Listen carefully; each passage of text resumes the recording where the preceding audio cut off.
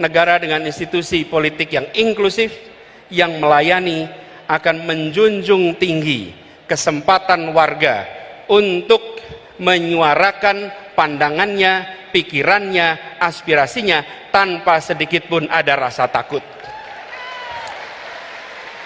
Negara yang inklusif adalah negara yang tidak baperan, negara yang membuka ruang kepada kritik.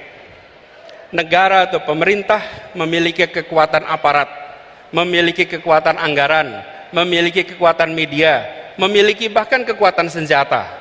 Yang dimiliki oleh rakyat adalah gagasan, aspirasi, dan kata-kata.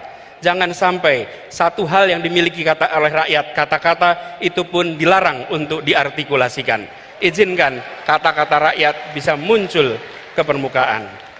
Karena itu, bila saat ini ada pasal-pasal yang dikenakan kepada mereka yang mengungkapkan pendapat, maka ke depan kita perlu justru pasal-pasal dalam undang-undang kita, dalam peraturan kita yang secara tegas dan eksplisit melarang persekusi atas kebebasan berpendapat.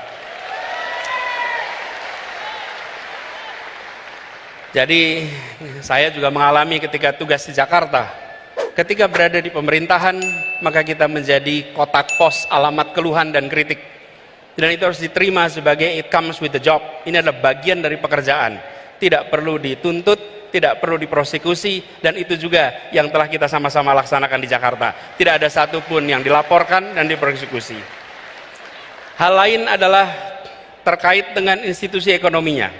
Negara dengan institusi ekonomi yang bersifat ekstraktif atau memeras, cenderung membatasi akses, membatasi kesempatan ekonomi dan sumber daya finansial hanya kepada sebagian kalangan. Mereka yang berada dalam lingkar kekuasaan saja, mereka yang dekat lingkar kekuasaan saja. Sementara mereka yang jauh, mereka yang tidak bersama, tidak mendapatkannya. Ini harus kita hindari. Harus dihadirkan transparansi dan pengawasan atas penyalahgunaan kekuasaan seperti ini. Dan tentu saja negara dengan institusi ekonomi yang bersifat melayani semua, sifatnya inklusif, adalah yang memberikan kesempatan terbuka, kesempatan yang lebar kepada semuanya. Dan langkah-langkah yang kita lakukan untuk menghadirkan ini adalah memastikan bahwa yang kecil bisa menjadi besar tanpa mengecilkan yang besar.